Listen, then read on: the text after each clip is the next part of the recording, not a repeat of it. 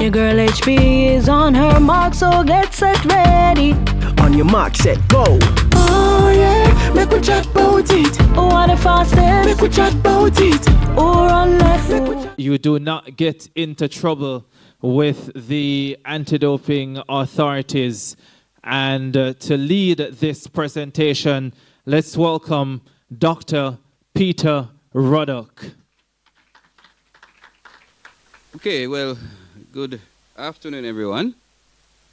Sorry about your lunch, but it works out for me because I know after you have your lunch, everybody will be sleepy. You probably won't be listening to me, so. All right, so first of all, thanks very much to the organizers for having me here, especially to my very good friend Daniel England. It's always a pleasure to work with young people and to tell of what we know. And hopefully something from what we say will assist someone in their thought process, in their development. And so just happy to be here, all right? So I'm just going to look at anti-doping. Done a little bit of work in the area. I'm a chemist, you know, by profession. Medicinal chemistry it's called, so I lecture at UA. Now, so I'm going to look at, first of all, sports as a career. You know, I see you here as young people, full of potential, and perhaps the next world beater will come out of this room. And that is what we hope. Listen to the interesting information since morning, which is excellent because, as the gentleman said earlier, many years ago, a lot of you did not have, you know, the generation before did not have all of this information. So, you know, just take everything you can. But Jamaica is certainly a gifted nation when it comes to sports. And, you know, when you look at the many areas that are listed here, between football, track, discus, basketball, as I call the sports, names will pop into your head, you know, world-class names. Just how famous we are. Even bobsledding, even though we don't have snow, you know, Jamaica's blazed its trail there. So Jamaica is a special nation when it comes to sports. There's a particular gene that we have that makes us so.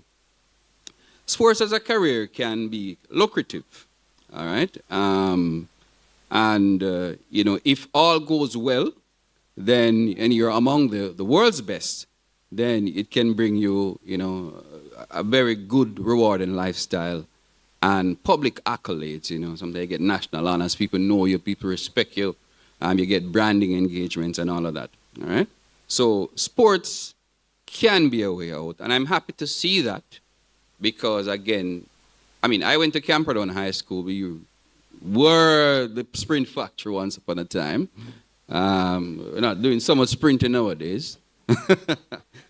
Glenn Mills, I'm proud to say, is a Camperdown old boy, and from early days he started making the sprint factory. But many of the things that we know now, we didn't know then. Right? Now, these are some of the, I mean, these names, these faces, I didn't bother put the names because you know who these people are. All right? And they have become household names, regionally, internationally.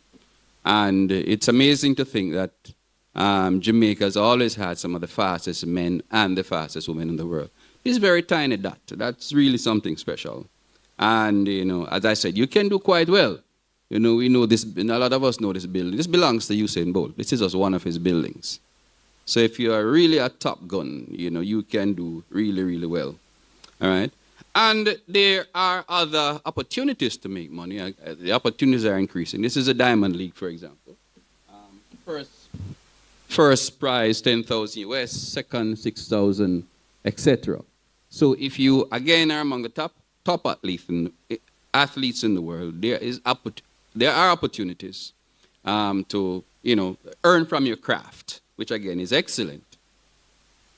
Now, Grand Slam track had aimed to improve on this. This is Michael Johnson, one of the greatest runners ever to grace the track. He came with something really, really amazing. So $100,000 for winning a race, and up to even $10,000 for 8th place finish. Unfortunately, his league is having some issues, but he had a very ambitious idea about where to take sports.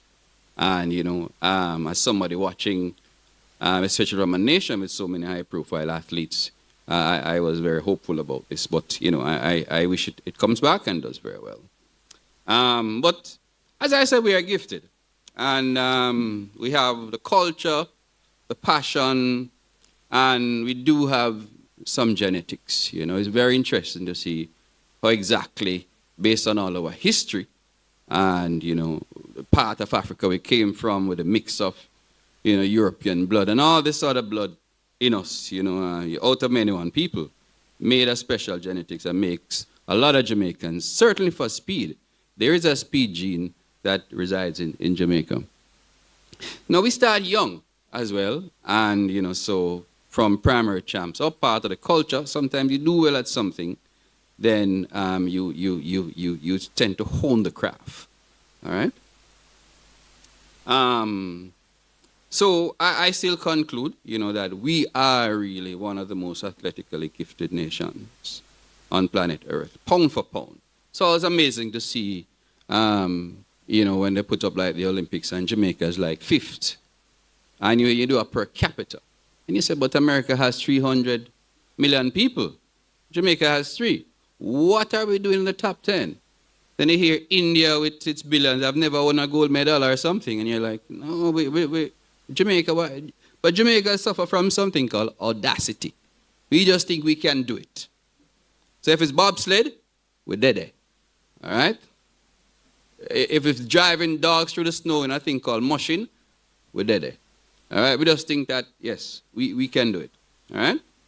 And even our boys and girls champs, have been dubbed the best junior champs in the world by no other than World Athletics. You recognize, when a stadium gets pulsed in with 35,000 people, then you recognize that, you're in a special place. Little but Talawa, as Miss Lou would say, but that is really what brand Jamaica is all about. And of course, some of our top athletes, we build on generations, We know the Usains and the Shellers and the Asafas, but of course, this is a great Herb McKinley, mentor to my brethren, Daniel, and many others that we have built upon their legacy. And of course, my good brethren there was a beast in the champs era. I lived near the stadium, I could hear the champs of England, between 87 and 90, so little but Talawa. All right? And the legacy continues. All right? We know this iconic photo. Run tear, she said. Right? The racers conclude that she handed over. Really significant, saying passing the baton, metaphorically and physically.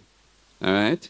And then, of course, number 2 in the world, young 21-year-old Tina Clayton. So we're still there. All right? Passing the baton and passing it well. And as we spoke about this man, Oblique said them dead. Very happy. So we still have the fastest man in the world. So looking pretty beautiful for Jamaica. But there is a side, and which is part of which I'm here to talk about today, that you have to look out for as an athlete. My colleague, Professor Irvin, spoke about injuries. And sometimes it's really painful to see that athletes with so much potential get injured. And sometimes you never hear anything else about them. As I said, I went to Camperdown, and we had some outstanding sprinters. And sometimes they went away. I just never heard anything about them anymore. Overwork sometimes on the circuit. And, that injury process just takes them out. And it's just always a pity to have so much gift and never be able to materialize it. It's always very painful. But besides that, then there's also things that they call performing and enhancing substances. And that is something that one has to be aware of. All right. Now we talk a little bit about the World Anti-Doping Agencies and Jamaican's own doping agencies. So the issue is that if you see a final, say, of the 100 meters men, the winners are not separated by a second, sometimes not even half a second. It's by sometimes milliseconds between number 1 and number 8. These are the best people on planet Earth. But guess what? Number 1 often gets all the attention, all the prizes, all the contracts, and the face. So it makes a huge difference. Okay? And sometimes you are tempted to say, I'm going to tweak my body a little bit. I'm going to do something to enhance my performance. All right? It's very, very tempting. All right? Now, I worked with a couple of athletes on a case some years ago, and you'd be surprised at the many, many supplements that they take. And sometimes their supplements are actually duplicating. So they're taking a bottle of this, and when you check the label and check the bottle of something, it's actually the same thing.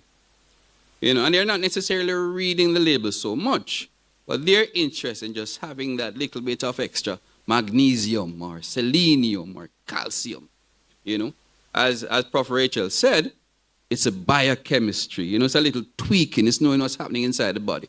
How do you get the cell to do this and do that and, not build up the lactic acid so much or to flush it out with some protein or something? It's a science at that level, especially if you're an elite athlete. It's not just about running and running hard anymore. When do you rest? How much sleep you get? What time do you wake up? How long you train? When do you stop? How do you warm up? How do you warm down? All of those things that takes place at the very highest level. All right. So a lot of people are tempted to get involved in things which can enhance their performance because that is really what you want to do, enhance your performance. All right. But these things, for short, called performance-enhancing drugs or PEDs, seem like something like, why not? If I want to run faster than John Brown and I have a secret sauce at home, why not? Okay, what's wrong with that? Why not take out my little bottle and take a little sip? And run faster than the guy next door. He's training. Him run faster than me most of the time. But when I drink a little bit of this, can't catch me. All right? But performance enhancing supplements or drugs are not new. They've been around from ancient Olympics. All right? And again, it's most natural that most athletes don't eat like the rest of the normal people. Sometimes they'll just eat more, sometimes they'll be high on the protein, sometimes they'll hydrate more. They do different things because they know their bodies are being put on a different demands. You're often working very close or at your optimum. You're putting your body under that strain day in, day out. So way back in even 668 BC, people found that even things like dried figs gave them an advantage. Was there anything quote-unquote illegal in the dried fig? I don't know. I don't know what Wada would say about dried fig nowadays. But that case, it seems to work. The ancient Greek athletes seem to incorporate wine and brandy into their training. I don't know how that one work, but, I'd imagine they wouldn't run the straight path, but it seemed to work. But there are other things now. There are some plants which had substances in them, which seem to give people an advantage, such as a cola plant, Nitida, and people like the Roman gladiators would use them to overcome injury and fatigue. And indeed, there are plants such as the coca leaf. What does a coca leaf contain? Talk to me. Say, I think it's on the tip of your tongue. Say it. Cocaine. Cocaine is something that occurs naturally in nature, And certain tribes used to just chew on it, and it gave them that little buzz, and they could work a little longer, a little harder. So it's really provided by nature to reduce fatigue. But guess what? modern man decided that you're not going to chew one leaf. You're going to take 100 leaf, extract the cocaine, and it'll take all of this. You know what chicken I'm talking about, right? Because why everybody line up for it? 24 hours a day, you know. Right? But athletes have always wanted to find a way to get ahead. And something like testosterone. You've heard of testosterone, right? Male hormone. It's actually a steroid. And there are other things which are steroids. There's estrogen, which is more a female hormone. It's a steroid as well. Cholesterol gets a bad name, but your body can't do without cholesterol, you know. Because out of cholesterol is made testosterone and estrogen and all these hormones which keep you and makes your body healthy and heals you. So steroids are actually very, very important in your body, but they do certain things. But athletes found that, for example, when they injected themselves with blood from testicular veins and semen and fluids from the testicle of a dog or a guinea pig, now you see how far these athletes were willing to go? You see how far they want, so much they want to win? Taking things from testicular veins, semen, and other fluids, they found that there was something there which gave them a little advantage. All right? And so, 1895, they were seeing improvement in their performance. They wasn't quite sure what it was in there, but they would say something in there working. All right? And as we got more advanced in science, and we started taking, instead of taking the whole semen, they started isolating a little white powder that came out of the semen, which I found that, oh, this was the testosterone. So we don't need to, we can leave the dog alone now. Find testosterone somewhere else. All right? And then, naturally, people started saying, okay, well, it can enhance. So look at this guy now. Bodybuilder. You won't find a normal man looking like that. It's actually a trained person. And not only, some people are genetically gifted with muscularity. But when you see this, you know this is more than just natural ability.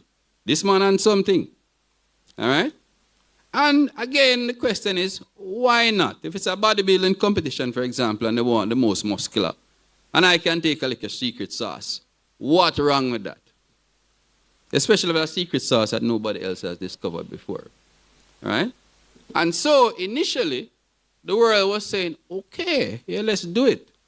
And in fact, you have something called the enhanced games right now, just come on the scene. Where the enhanced game says, take what you want. We're going to break all the records. Take what you want, forget about water. We are going to pay you big money to break the records. All right? But quickly, the scientific community, the doctors, the biochemists, the chemists and so on said, no. You can't just take all this testosterone just to win a race. No. Because guess what? Something is happening to your health. And also, we don't think it's fair. So there's a spirit of fair play that surrounds water. And they say, no, you taking testosterone. This person over here is just running naturally. You have an unfair advantage. That's one. And secondly, your body is being damaged, especially if you give it to somebody under your care. So a coach might say, look, I want to be the top coach. Take a little bit of the secret sauce.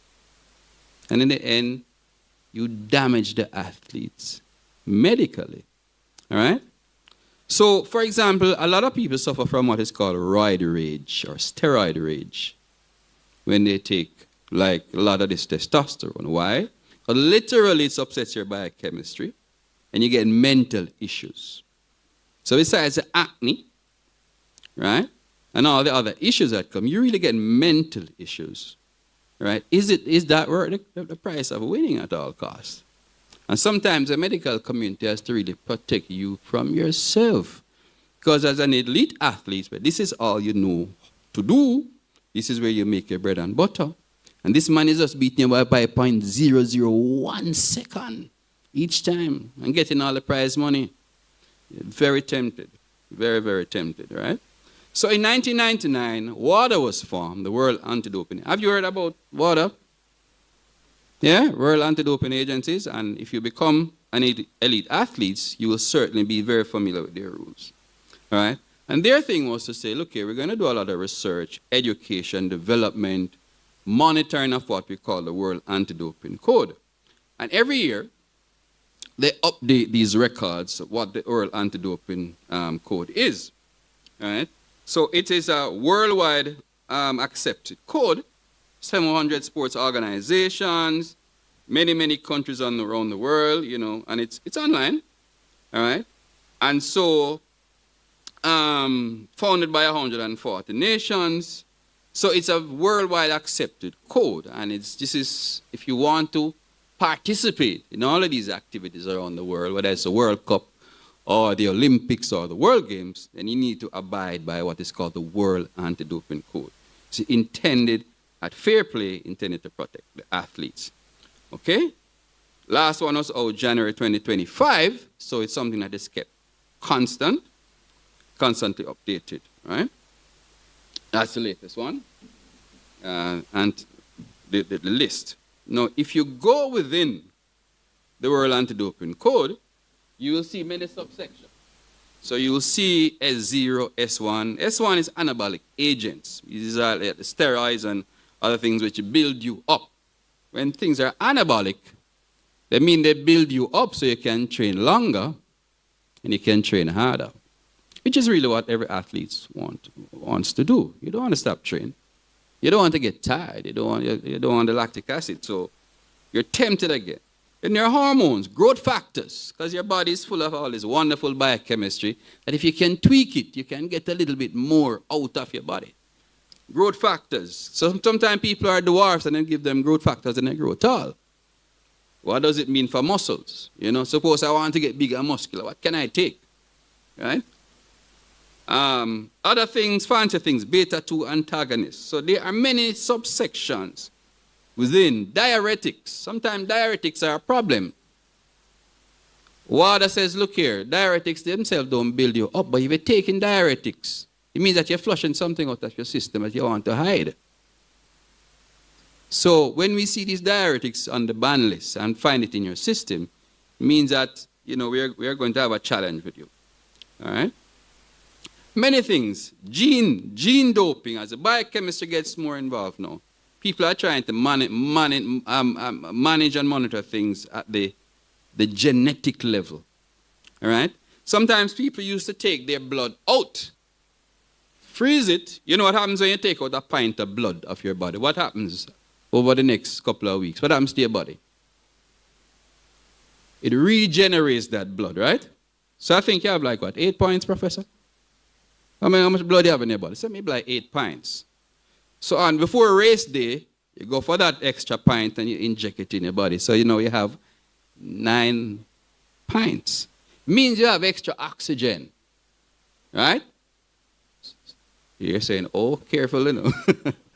So if you're cycling up the hill, you know, oxygen demand in sport, then, so nobody can detect that you have done blood doping because it's your own blood. But nowadays they have little ways to find out things, you know. So, but as usual, coming up, you find ways to outsmart the system, so the system is always playing catch up. Stimulants, we're going to touch on stimulants a little bit, and we're going to talk about cannabinoids a little bit. What's a popular name for cannabis in Jamaica? Weed, marijuana, all right? So, now, that's a very popular one in Jamaica, and some people think like it's just a soft drug, but it is detectable in your system, and it will get you banned. You remember Shakari? All right, Shakara was banned, you know. So I'm saying there are many subsections in here. Now, the problem is, as an athlete, a lot of times you really don't have time to read all this thing, you know. So you need some guidance. This is where your coach, this is where support scientists like Professor Irvin comes in, where they say, look here, let me help to guide you, because your thing is just to go hydrate, go train, get enough rest, keep yourself warm, thermoregulated. That is your role. We will protect you. So you need to have that team, that knowledgeable team. All right? A couple of years ago, myself and Prof had some up and close encounters, because we were part of a defense team when this was with a young racers team. So you had people like Blake and Marvin Anderson and Aladdin Fothergill, some other athletes were part, and they found what they call an adverse analytical finding, which is a fancy name to say, look here, we find something in your system that should not be there. And it's very alarming for an athlete to hear that. It's an adverse analytical finding. Usually, it's like this. There's a lab in Canada, which they, do this fancy readout of your samples, your urine sample most of the time. And if something is in here that pops up in your A sample, then you have a challenge. You have to go defend it and then see what's in your B sample. All right? So there was a substance, let's call it 4M2H for argument's sake. For the anybody in here do organic chemistry? Nobody? Not yet? All right. So it's called 4-methyl-2-hexanamine. Go, that's it. Yeah, man. Your reward shall be great. But 4M2H. All right? So this was what was found in the athlete's body. Adverse analytical finding. The female athlete was cleared because there was a procedural breach in how her sample was handled. So she was fine. What about the other people? All right? Where did this 4M2H come from? It came from something that these athletes were studying called muscle speed. All right? Now, muscle speed was not on the 4M2H was not on the banned list. It was not on the ban list. So what problems could WADA have with these athletes? Well, WADA said that 4M2H looked like it had a cousin on the list. And we think it's going to behave just like the cousin. So we're not taking any chances. And so we're going to impose a fine upon you. Now, as a scientist in medicinal chemistry, I know that really don't make any sense. Because if a drug is A and it has a relative B, most of the time they do very different things. The structure is very important. So if it's not the same thing, then it's a problem. But anyway, after long deliberations, they actually imposed the ban on the athletes. And then by the next year, I suspect it's because of the case that we're involved in. They actually added 4M2H to the list itself. So in other words, we didn't have any more defense to say it is not on the list. They actually put it on the list. All right?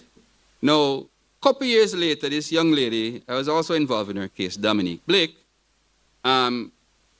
they also found the same thing in her sample at the time.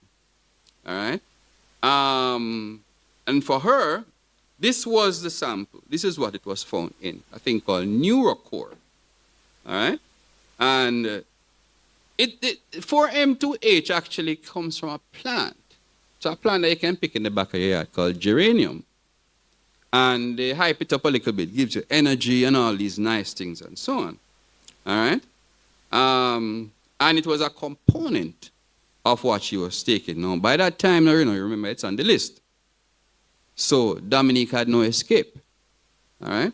And so she was, unfortunately, given a ban because the weird thing is that, no, the water list had subsection. So it wasn't in the main section. But it is in the subsection that they found it. So you see how complex this thing can be for an athlete. And all you want to do is run or jump or throw your javelin. But then there's these many, many pitfalls that can come in your way. And eventually, she was banned for 6 years. I think she tried to come back. But at that time, late 20s, early 30s, you have done most of. You have had your best years already. And then the added strain of trying to deal with this and the public perception. Because the public don't care, They don't care if you're on this thing. They say, oh, no, man, you're dependent drug. Your drugs up. You're on steroids and all this, all that. So you have to deal with all that public perception. Right? So it can be tough out there. Now, this one always bothered me a bit because they took away Nessa Carter's gold medal, and by extension, Usain's gold medal. This team consisted of Usain Asafa, Michael Frater, and Nesta. And this was the same 4M2H compound, right? Now, this was not on the list in 2010, all right? And these gentlemen ran this relay in 2008. Remember, it's not on the list, you know, it's only the cousin on the list. So my question was it justified to take away the gold medal from these athletes? It don't seem so to me.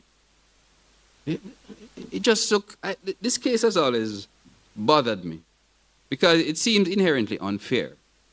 All right? And then when you look a little bit further at the 4M2H, you find that I could find nowhere, and I did a big search, over 100 years of searching of 100 years of literature. There's nowhere this thing showed as an athletic stimulant.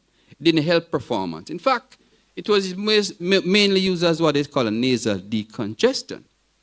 All right? And conclusion, as you can see, it has negligible effect on the nervous system. In other words, there was no homework that was done by WADA to say, this chemical, let the man run faster, or the girl run faster. Nothing at all. So why are you taking somebody's gold medal? Now you don't have any proof that what they took. But I think WADA really has an all or none policy, is that we said that it's on the list. I don't care if you want to find it. We say it's on the list. I don't care. That's it. Don't find it in your system. You know. And so you can see how challenging it can get, and you can work all your life.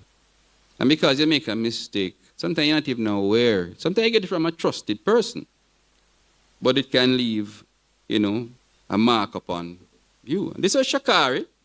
Shakari had an issue a couple years ago, and, well, you know, I'd made a comment on it in a Gleaner article.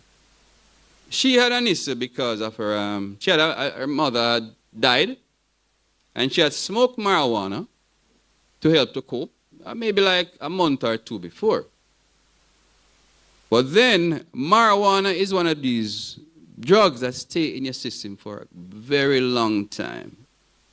So after 4 weeks, it's not going to disappear.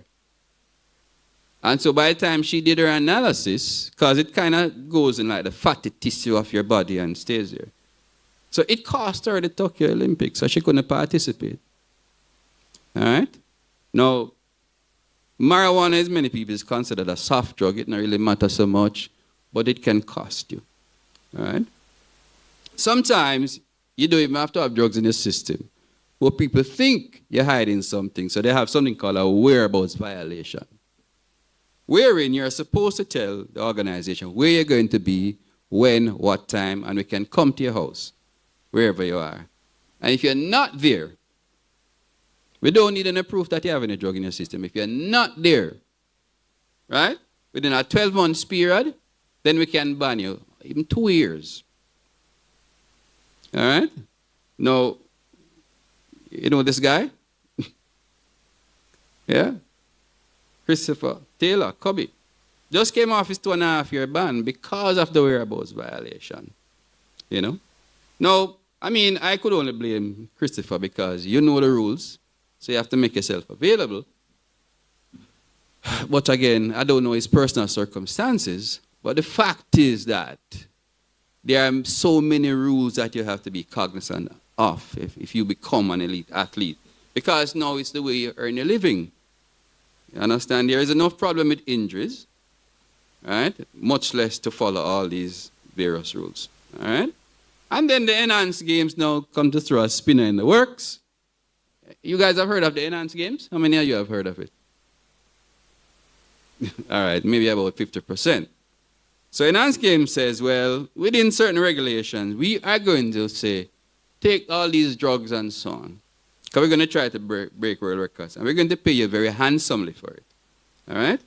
So we're going to pay you up to $1 million US if you break the world record, and maybe up to $500,000 per event. Very, very, very, very tempting. You know how many athletes we lost the other day who have gone to Turkey, etc. Because an athletic timeline is pretty short, 10, 15 of your premium years. But you have to maximize your earning potential. So those guys say, hey, I'm gone. Other factors as yes, but mostly financial. And people are signing up. This is Fred Curley, one of the top sprinters. I think he's probably on the top 10 list for 100-meter sprint. Curley signed up and a few others. All right? So there's also this complexity, you know? I mean, the world has come out and sort of said, look here, you know, it's not safe, let's not do it. But there's always the pull, you know, to enhance your performance with something.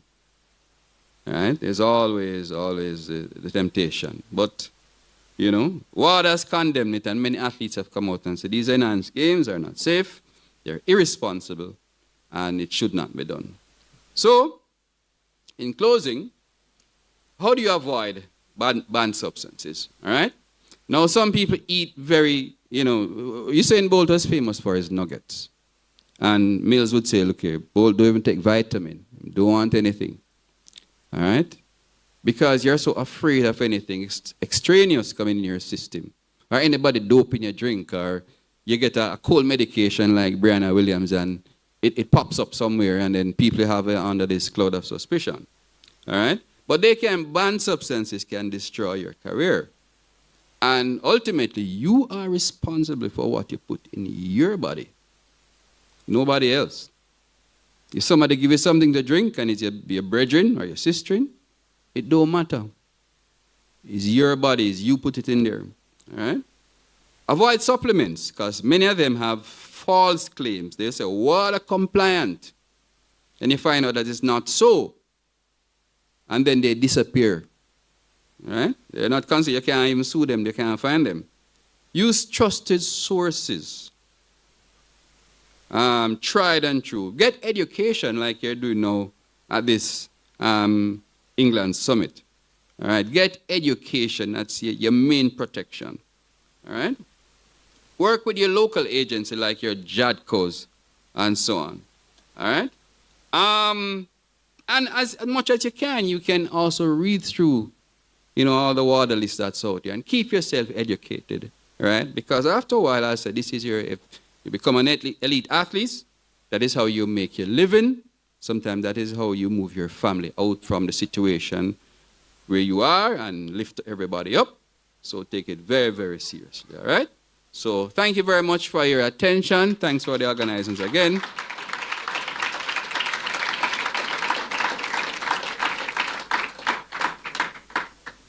You can feel at the topic.